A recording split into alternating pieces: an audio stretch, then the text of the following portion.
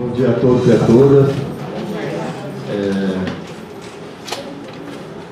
Bom, falaram só para mim falar um pouco antes como também está a escola sem partido na Câmara Municipal, tem um projeto, né?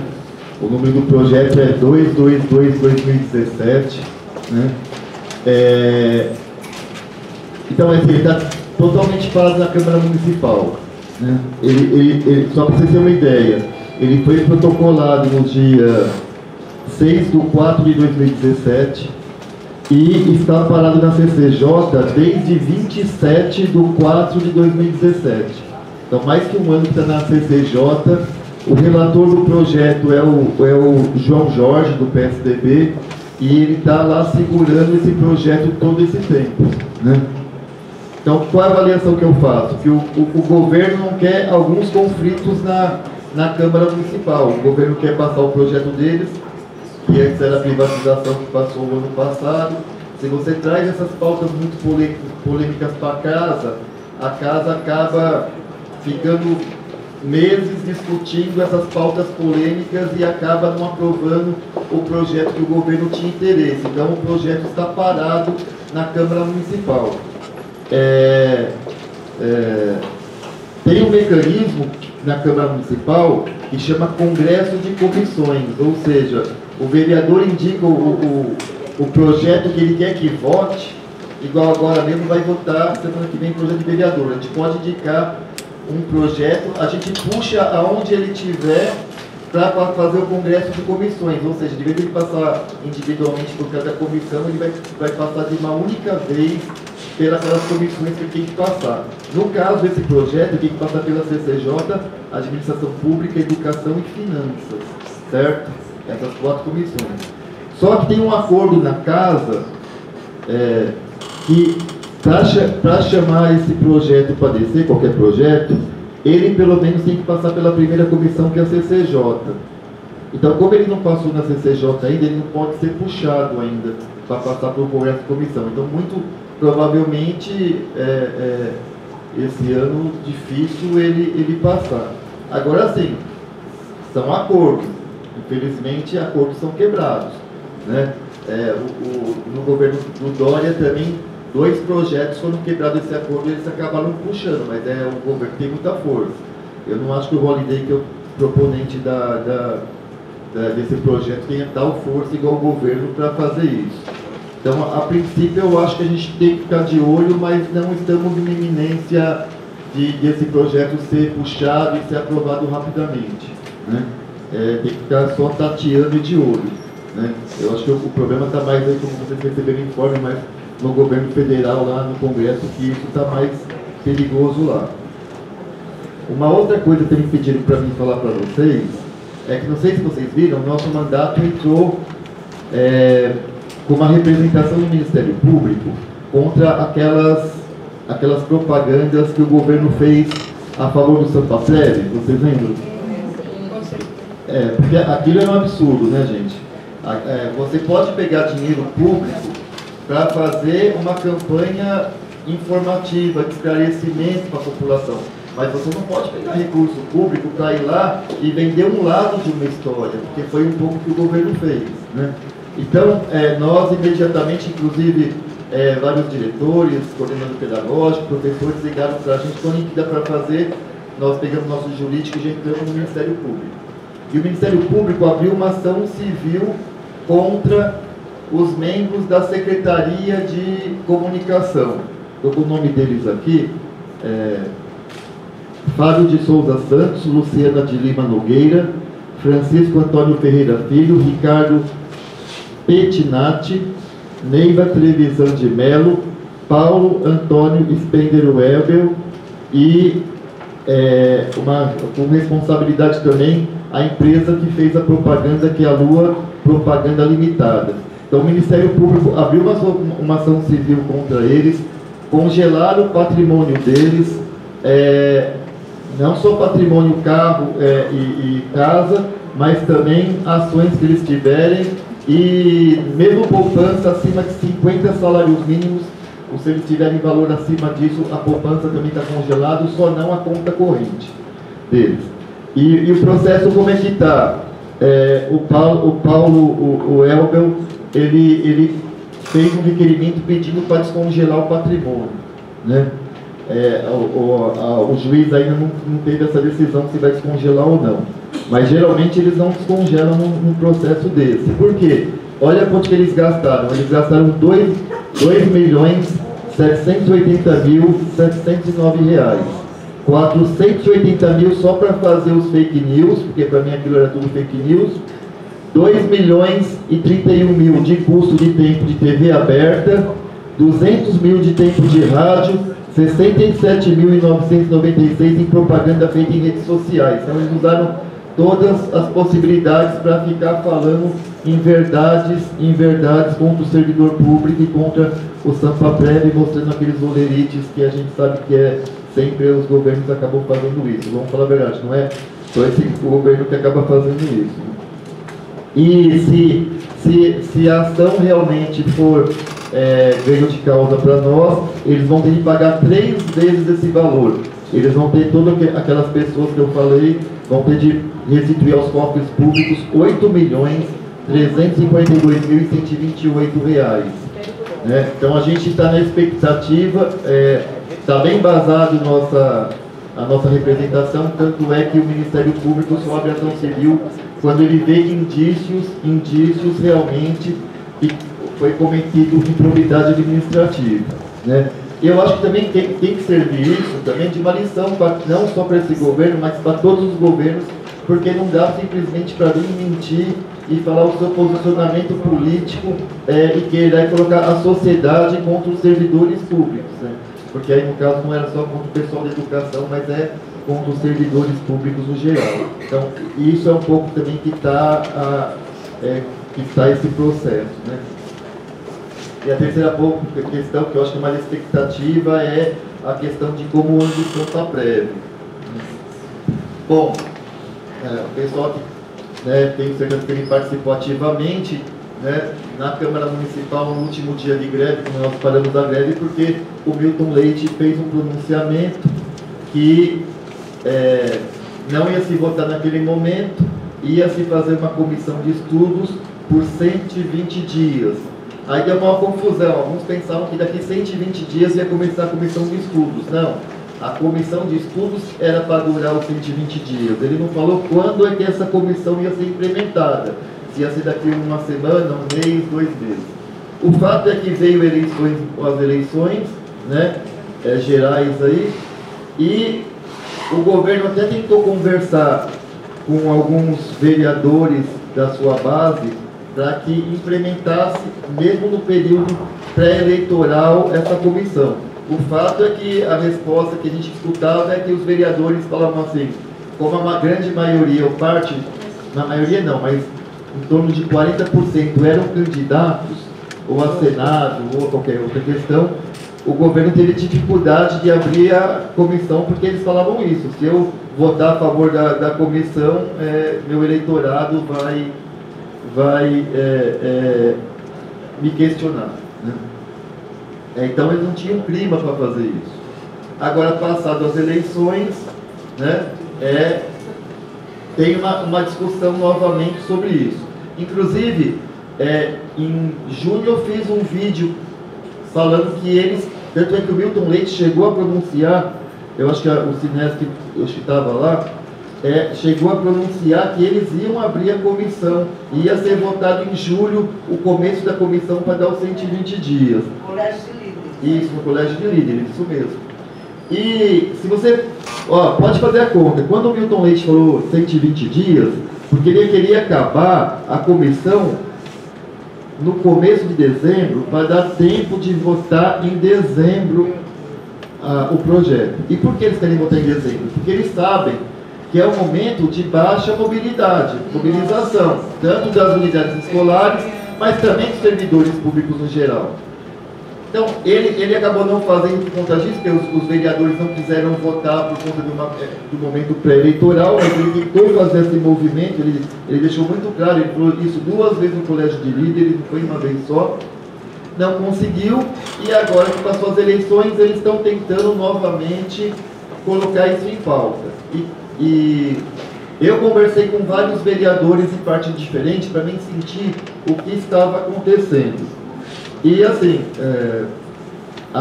os vereadores do PSDB, porque eu estou falando PSDB porque eles têm informação mais precisa, porque têm a relação mais forte com o governo, né?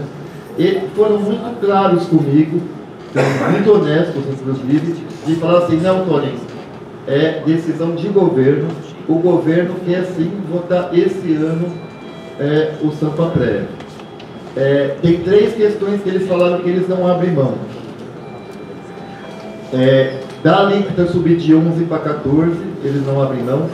Do 14, escalonamento até 19, isso eles já abriram mão antes, tentaram negociar e eles abrem mão agora. Então eles abrem mão do escalonamento. Eles não abrem mão da divisão de massas, ou seja, quem está agora, igual eu também sou servidor público, sou professor, a gente está, nós todos aqui estaremos em um lado, né, na divisão de massas, e os novos vão ter uma outra vida, né? E a terceira coisa que eles não abriam mão é assim, a aposentadoria complementar, quer dizer, acima do teto nós vamos ter que arcar com um custo adicional se a gente quiser. Ruim, eles não abrem mão, né? Isso. As 3 questões que eles falaram que eles não abrem mão. Eu tentei argumentar com todos eles, falando que vai vir a reforma federal e que vão aumentar a idade, inclusive para nós servidores públicos, e que uma maldade muito grande lá, somado com uma maldade aqui, ia ficar muito inviável na nossa vida, que era bom esperar o que vai acontecer lá, para depois ver o que vai fazer aqui. Conversei com todos eles que o impacto dessas 3 maldades não resolve nem 10% do déficit. O que vai resolver é o aumento de idade, não a curto prazo, mas a médio prazo. Isso que realmente vai resolver o impacto aqui. Mas essas coisas você percebe que mesmo que sensibiliza eles, mas eles têm uma coisa que seguir um pouco o que o governo quer, né? Então, assim, o que eles falaram assim? Que eles querem abrir ainda esse mês, então, a comissão de estudos. Só que a comissão de estudos não de 120 dias, somente de 30 dias. Então, abre esse mês a comissão de estudos, 30 dias, e aí se vota em dezembro. Isso é a expectativa do governo. E segundo também alguns vereadores que eu conversei da base do governo, eles falam que eles têm os 28 votos para... mais que 28, em torno de 34 votos, mais ou menos, que me falaram, para abrir a comissão de estudos, não para votar o projeto. Para abrir a comissão de estudos, eles teriam 34 votos. Eles avaliam que esses 34 seguiriam também na votação do Sampa Prévio. Agora, eles já blefaram uma vez, lembra? O Dória, né? Então é isso, eu estou passando informação que me passa. Mas eu também fico meio assim, dá para acreditar totalmente nessas informações ou não? Eu tendo a acreditar, a minha tendência é mais forte, porque realmente passou as eleições, certo? Mas não dá para acreditar 100%, que eles podem estar blefando. E tem uma outra questão que eu conversei aí, não foi com o vereador, foi com gente do governo, gente com governo de influência do governo, só que eu não posso falar, estou igual jornalista, eu não posso falar as minhas fontes, senão depois eu perco a fonte.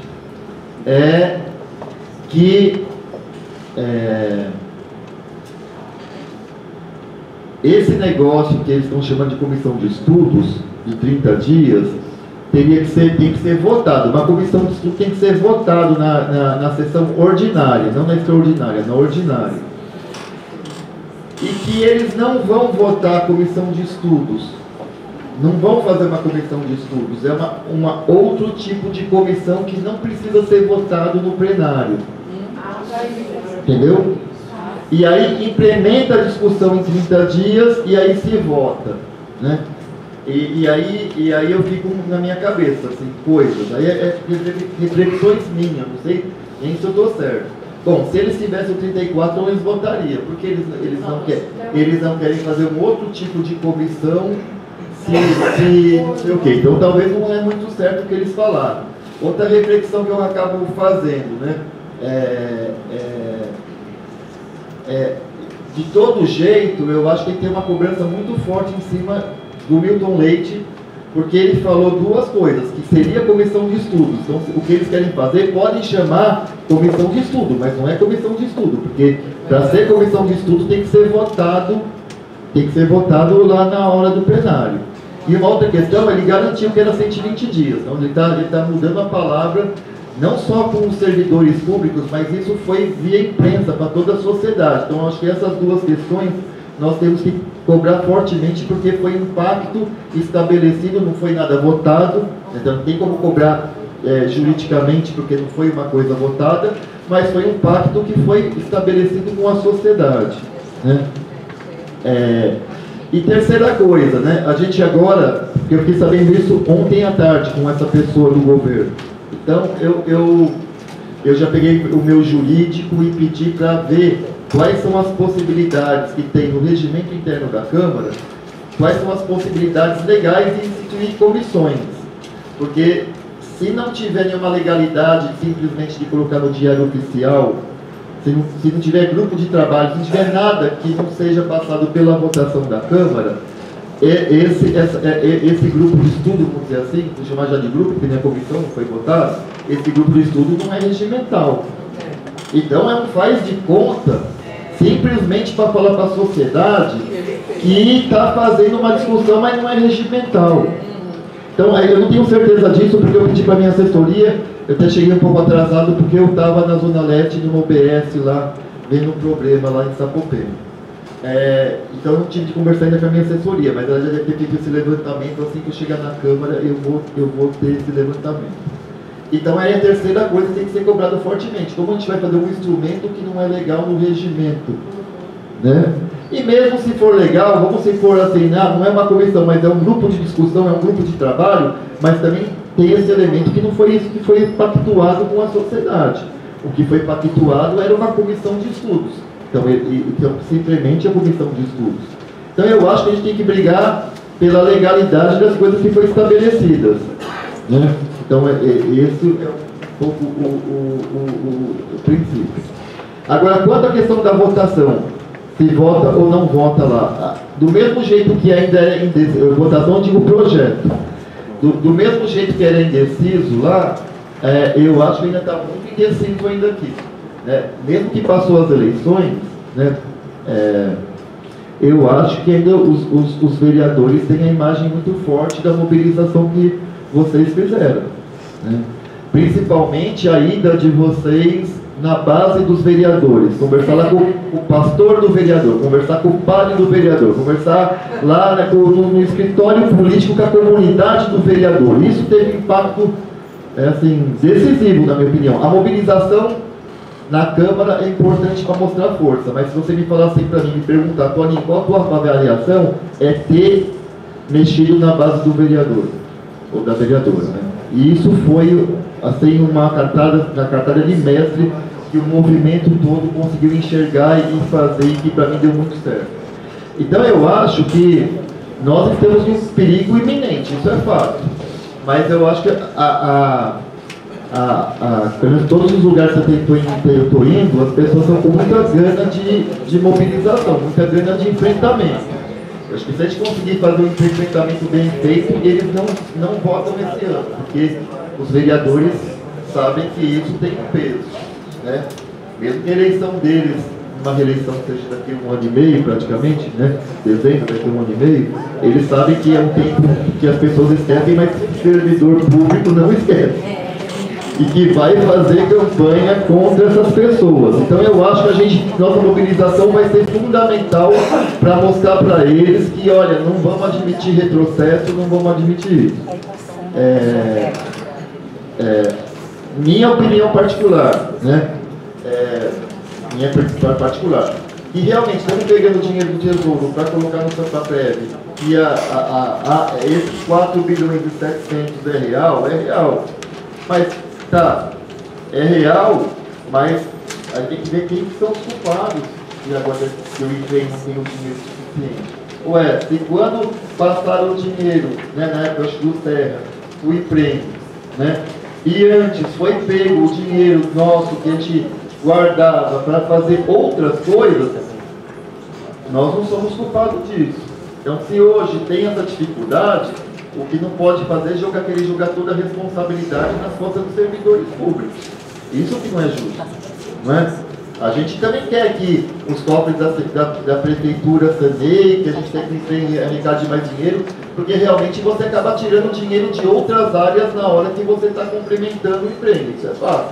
Inclusive, eles estão usando isso para quase não dar aumento para o servidor público e também para nossas categorias, né, na educação, por conta que fala isso, pega o dinheiro do emprego para colocar ali e acaba para. Então, é um sacrifício para a gente conseguir qualquer reposição salarial.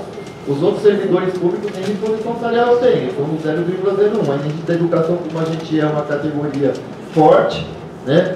A metade da base de todo o servidor público é da educação, então a gente consegue ainda fazer uma pressão maior. Mas mesmo assim nós estamos defasados, né, com a inflação. A gente não consegue repor tudo, a gente consegue repor parte da inflação. Agora os servidores públicos, o restante não consegue nem repor parte quase de nada. Né? Então não é justo a gente pagar a conta do negócio. Não é? Tem outros mecanismos que podem ser feitos. E mais ainda, o governo ele traz dados totalmente inverídicos. Né? Ele coloca que os servidores públicos têm um aumento de 6% ao ano, no geral. Né? E inclusive os aposentados, a gente sabe que isso não acontece. Né? Então assim, eu tenho me colocado assim na Câmara. Não sou contra discutir, me proponho a discutir, mas vamos discutir sério, com dados verdadeiros, não com dados mentirosos. Né? E tem que estabelecer uma política que não jogue para cima do servidor público uma responsabilidade que não é dele. Então não dá para ser desse jeito. Tem que ter uma conversa honesta e, né, verdadeira para a gente bater um papo. Então está um pouco assim a discussão lá. Eu não acho que eles tenham os 28 votos garantidos. Vai depender muito aqui da mobilização. Se não tivermos uma mobilização forte, é mais fácil eles ir ganhando vereadores no processo da discussão.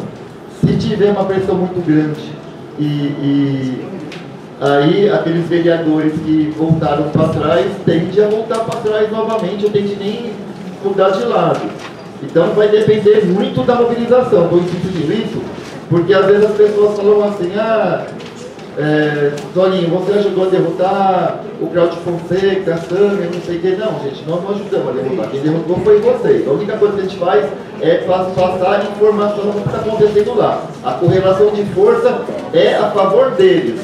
Né? Você só quebra a correlação de força com mobilização. É desse jeito que quebra a correlação de força lá.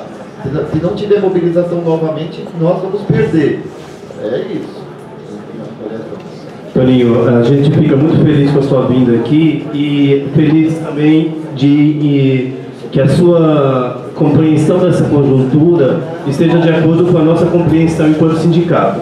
Nós tivemos essa semana uma assembleia e nessa assembleia a gente ratificou, né, a nossa ação como greve. Entrou, é greve. Tem que tirar o projeto e a gente é radicalmente contra. A gente não vai abrir mão dessas questões que o governo quer abrir mão. E uma outra questão que você falou, que ficou muito forte na nossa assembleia, foi exatamente a questão das ações regionalizadas. Nós tivemos no primeiro semestre, né, a Sônia está aqui, lá de Campo Limpo, a Norma, lá da Zona Leste, e tantos outros filiados nossos, membros da diretoria, CREPS, RELTs, ou apenas filiados, que se somaram a essas ações juntos à vereança, né, lá no seu locus, lá na sua base mesmo, e realmente a gente analisou como uma ação muito positiva e a Assembleia decidiu que nós vamos implementar, caso volte o projeto, né, essas ações nesse segundo momento da luta, né. Inclusive a gente conclama aqui nesse momento todos os CREPs presentes, né, que se somem, né, junto à sua base lá na sua DRE, para que essas ações aconteçam, porque a gente tem o mesmo entendimento que o seu. E a gente tem um tempinho agora, a gente vai abrir para algumas questões. A gente gostaria que realmente fossem questões, né, porque a gente é muito grato à sua presença aqui.